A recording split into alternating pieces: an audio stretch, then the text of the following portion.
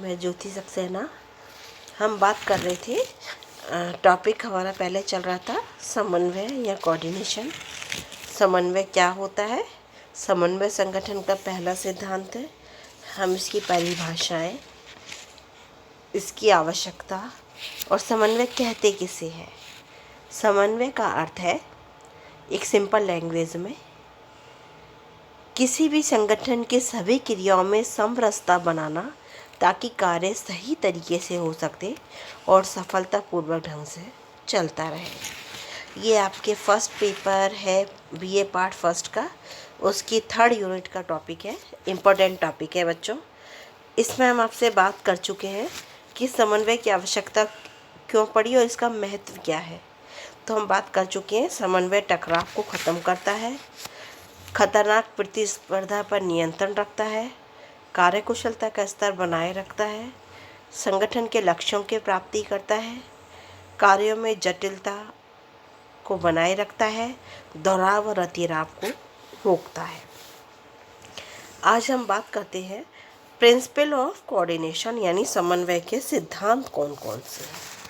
बच्चों, जब हम सिद्धांत की बात करते हैं तो इसके कुछ सिद्धांत वो इस प्रकार है।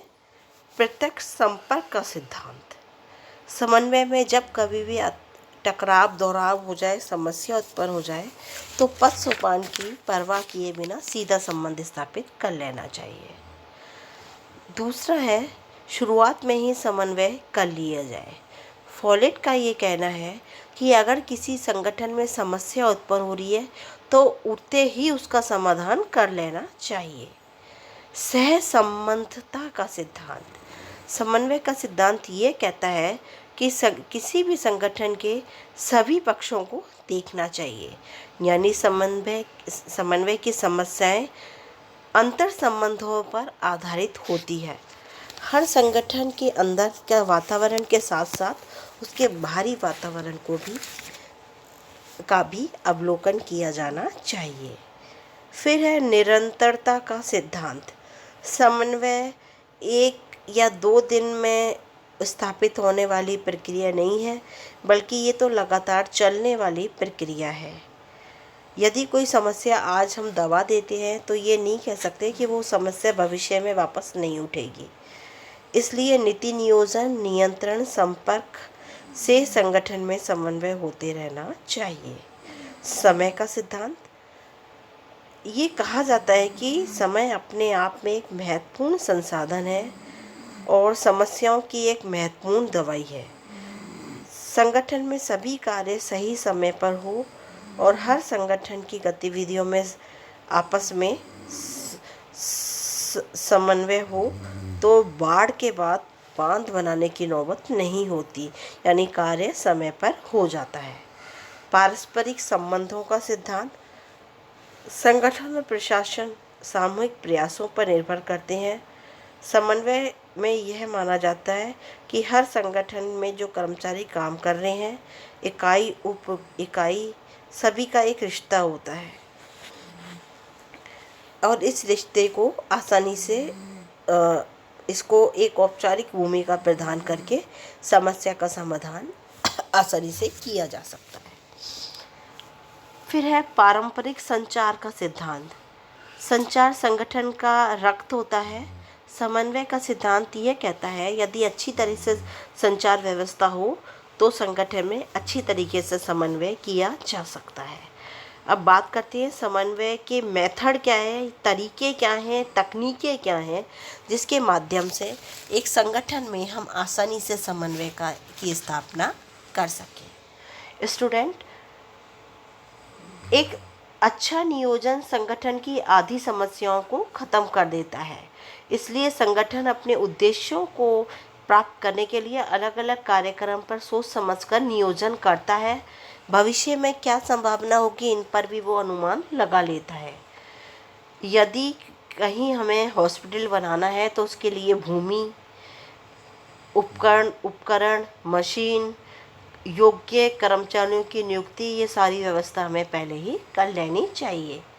नियोजन का दूसरे शब्दों में अर्थ ये है, भविष्य की गतिविधियों की पहले से ही रूपरेखा तैयार करना ताकि कार्य के विभिन्न पक्षों को व्यवस्थित रूप से क्रियान्वयन में लगाया जा सके। नेक्स्ट है संगठन के तरीके। संगठन खुद ही समन्वय का एक तरीका है। हर संगठन में पद सोपान होता है जो नियंत्रण और निर्देशन रखता है। भारत में समन्वय बनाए रखने के लिए केंद्रीय सचिवालय, मंत्रिमंडल सचिवालय, राष्ट्रीय विकास परिषद, प्रधानमंत्री कार्यालय काम कर रहे हैं। सम्मेलन और संगोष्ठियाँ भी सम्मेलन स्थापित करने का एक महत्वपूर्ण तरीका या माध्यम होते हैं।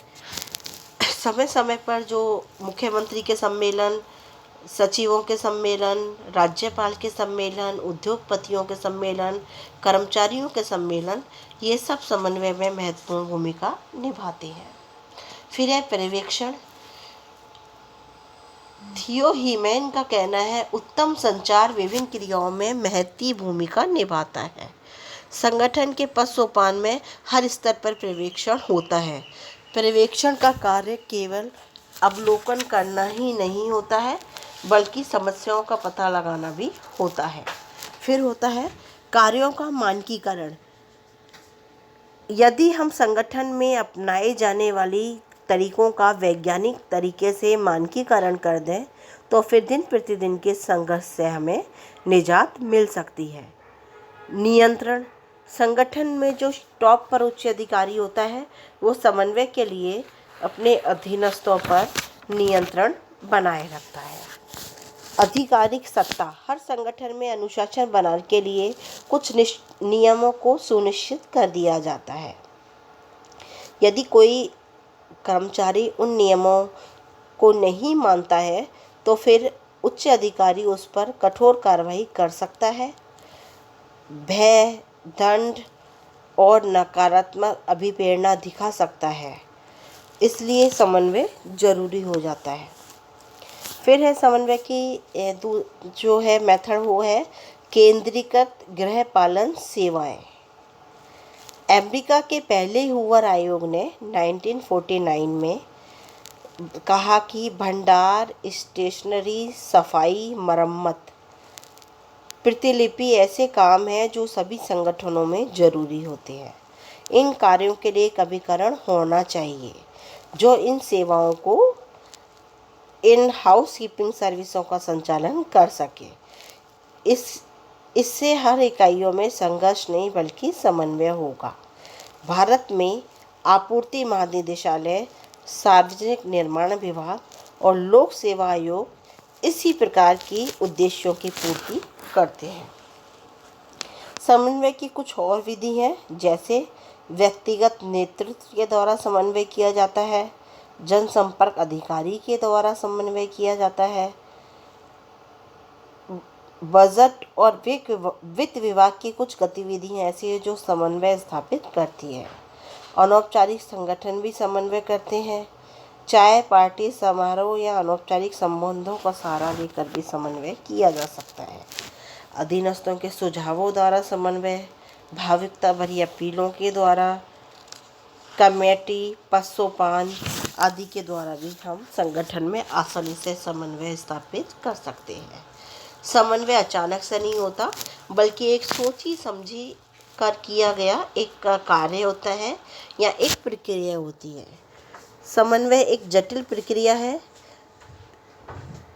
इसे संगठन में तभी हम स्थापित कर सकते हैं जब उच्च सत्ता इस दिशा में प्रयास करे। सभी संगठनों में हमेशा सहयोगी बना रहे, यह न तो संभव नहीं है। इसलिए हॉलन क्लीवलैंड ने तनाव सिद्धांत का प्रतिपादन किया है और यह कहा है कि किसी संगठन में लड़ाई झगड़ा नहीं हो रहा है तो उसे सुनियोजित तरीके से करवाया जाना चाहिए, क्योंकि लड़ाई झगड़े के बाद ही संगठन में अपने आप ही प्रेम बढ़ जाता है।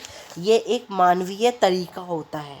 स्टूडेंट, आपका कोऑर्डिनेशन या समन्वय जो टॉपिक है ये आज डिस्कस हम कर चुके हैं और ये टॉपिक कंप्लीट हो चुका है। समन्वय का दूसरे शब्दों में अर्थ ये होता है कि हर व्यक्ति को दूसरे व्यक्तियों के कार्यों की जानकारी होनी चाहिए ताकि कार्य में दोहराव, अतिराव व टकराव ना हो और समन्वय आसानी से स्थापित किया जा सके और संगठन के द्वारा निर्धारित समय में निर्धारित उद्देश्यों की प्राप्ति आसानी से की जा सके।